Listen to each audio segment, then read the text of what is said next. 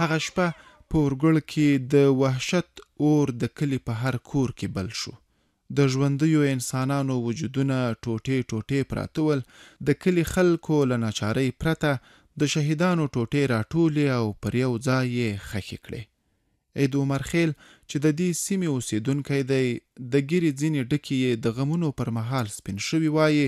اوس هم چې کله اختر راشي د دې سیمې اوسیدونکي د خپلو شهیدانو د یاد ویر ځوروي. می شپږ کاله مخکې د امریکایانو چپه چې روغله ټوله خال کې د کورونه چې روغله روان شو ډور په بین کې ټول روغله د خون نه چې روغله داس کې وویشته بمبورې په وکای ټولو د لسونو پښې مکمل هیڅ ګاډ واټ غواړه بس ټوله کړي کورونه وروت کا ټوله بدات شهیدان شو په دات ځینه دغه ځای ټول کړه بس هر سړی ته خپل خپل هغه درې بل ځای ولاوات انا مړه میږ د 10 کیلو ولاوه ټول وطن چې وو دغه ټول کړه د شپې یو بجې پر را چپوا ټول بیا لوړ ډبل ولا خوسته لوړ ټول نفر د ورګوډ که ښځه وکنه ټول په تکلیف او په بعض حالات سره مخ مخ وه د شل کلمې داسې تکلیف تر شوی دی پارچانې چې بیخي ډور په بین بیخي لیارو کې تکلیفونه وه سړې وې ستومنې وې ټوله بیا بله پېښه وشوه دغه نه بله پېښه وشوه بیا چپه شوه درې شپې مکمل خال بې وتړل دی په جوماتو کې که نه نفر بې وچول جوماتو ته دی په خپل ګرځېده کورونه به مکمل په کورو کې به دی ګرځېده کورونه به موت کړه هغه به صندوقونه به موت کړه سامونونه به پټ کړه حالات سب مخ مخ وو می ګورګور ډېر غم دلی کوم دی ټوله نن مجنای دی که اتفاق لري که غیرت لري که کلک حال دي چپه چې روغله تیارې چې روغلی بمبور که نه خلک چې جوماتونه شلت شوه څوک یې څلونه شلت شوه رجا وه ټوله خلک په داسې کې شهیدان کړه 14 شهیدان شوه نور عملونه ژوند زندګي خلک ژوندونه طبیعي سره مخ مخ کړه په 10 کاله انقلاب په داسې نه تېر شی مکمل د کور ته به چې ورغلو داسې ډول ګیز کې په ډور په بین ورغلو داسې شدیده صحنه وه چې ښځه نر عید لګېدلی تر نن سطح پورې اوس چې عید راشي شپې شي رژې ورځې شي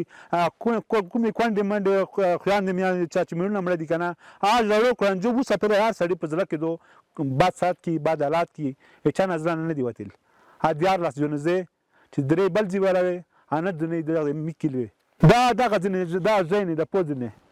د پوځ ځای نه چې بمبورې شروع کړئ چا لسونه چاپکې څوک داس کې په سودارو کې ټولول ټول او مکمل په داس کې جومات کې سیخول. هغه وخت چې دلته شپې او ورځې ډیر په وهم تېرېدې د لویانو ترڅنګ د دې کلي ماشومان هم په امن نه ول. سید د دې کلي تنکی ماشوم دی چې لنډې لنډې خبرې کوي او ستونه یې په خبرو کې وچ وچ کیږي. په ورخطا سترګو وایي چې د ژوند څپان د سمندر پلار یې د چاپې پر مهال له لاسه ورکړی. روغ امریکایانو بم پر بوټکای ماته شربت وړی دا شهید شه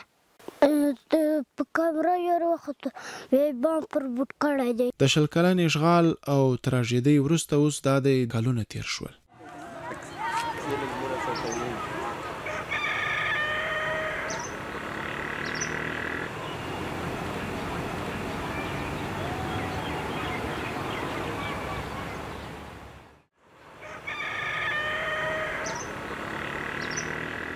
د دې سیمې خلک اوس ښکلي او آرام ژوند ته راګرځېدلي.